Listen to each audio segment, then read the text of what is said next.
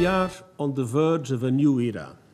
Aka sarankani laban senfɛ a ye min kɛ baarasiraw tɛmɛ cogoyaw kan ne a tɔgɔ nansarakan na ko Nouvel Agenda pour la Paix. Antonio Guterres ye tasibila kɛ duniya keleya tɔnba ka lakanabolo ye ne u bɛ wele nansarakan na ko Mission de maintien de la paix de l'ONU. Minnu kɛra sababu ye ka mɔgɔ miliyɔn bajiri ka caman ni kisi ne ka tila ka fitinɛw dafaga ka na ni lakana ye jamana caman kɔnɔna la. Guterres ye kofɔli kɛ fitinɛ kuntalaw ɲaliw kan bɛn sira tɛ sɔrɔla minnu na ne u daɲagalen don a bɛ waliyala jamana minnu kɔnɔna na olu ka degun dɔw kan ani fɛnɛ duniya gun kan gɛlɛyaba dɔw ne a binnen don a jamana masina ninnu kan ka fara danfarabaw kan minnu tigɛlen bɛ baara kuntala ninnu ani mako bɛ mina minnu na ka baara ninnu laseli kuncɛliw kɛ olu ni ɲɔgɔn cɛla la nafa tɛna kɛ duniya keleya tɔnba ka lakanakɛli kulu ninnu ka baaraw la ne bɛn sira tɛ yen nɔ ne duniya keleya tɔnba ka lakanabolo fara conseil de sécurité ka baarabolo ninnu ma perepere latigɛ Guterres ka fɔ la ka da o kan a ye wele kan gɛlɛn laseliw kɛ hakilina jagabɔbaw kan duniya keleya tɔnba ka lakanakɛ kulu u ka baara cogoyaw kan yaasa ka sira ɲuman kuraw bɔ nɔgɔya bɛ minnu na ne u bɛ taga jamana minnu na ka taa bolomadɛmɛ kɛ u ye olu bɛ se k'u yɛrɛ ye min kɔnɔ ka a nafa bɔ hakaja a ma bolo ɲɛsinin kɛ jamana kelen ma a ka kuma senfɛ nka a ka kɔlɔsilikan ninnu bɛ kan ka waliya dɔgɔkun damadɔ dɔrɔn conseil de sécurité ka danatigɛli ka MINUSMA ka baaraw Mali jamana kɔnɔna la dansigi kɛ olu la san 10 kɔfɛ a danatigɛli ma sɔrɔla Mali sɔrɔdasi fanga ka laɲini fɛ ko MINUSMA ka bɔ u ka jamana kan ka da a kan ko MINUSMA ka baaraw manya Mali jamana kan ko sabila u ma se ka fɛn bɔ dansagokɛlaw ka waliya jugu Mali jamana la kɔnɔna na kan ne ka laɲini kura ka kɛ ni bɛn basigi ani lakana ye o de ye wili kan ye bɛn ani lakana baaraw bilasiraliw bolokuraw sigi ka fara dansagokɛlaw kɛlɛliw kan baara minnu bɛ se kan ka waliya an ka farafina baara kɛ ɲɔgɔn fɛ ne conseil de sécurité ka yamaruya dilen ye u ma a ka fɔ la.